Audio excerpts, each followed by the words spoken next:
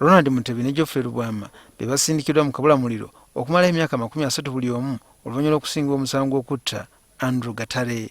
Gatare nga yali asoma diguli ya bwayinginiya mu University of Columbia, Canada, yali azze kuno kujaguza bikujjuko bya kuyingira mwaka. Ono bwe yamaliriza okulaba ebiriroliro ku wooteeri ya Serena n'amasanyu amalala kusanga 8 ogw'ekiro n'asalawo okudda eka.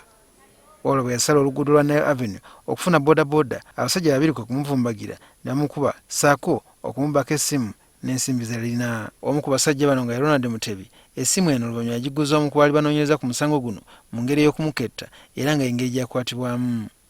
Omulamuzi Flavia Ssennoga avumidde ekikola ky'abasajja bano kyagamba nti baakikola nga amaze okweteesa basobole okwegaggawaza. Kitaawe wa Gatare nga ye Tom Gatare agamba nti musanyufu n'ekibonerezo wadde nga tekigenda kukomya bulamu bwa mutabani we. But the most important is that we'll never see that son again, and otherwise we agree with the judge sentencing on what he has done. Ye munnamateeka wa Geoffrey Lubwama ategeeza nga batali bamativu era nga bagenda kujulira. We honorably received the judgment, but we need to test our law through. You're getting it. It doesn't end here. The Constitution provides for the appellant process, so we shall still go a long way to appeal.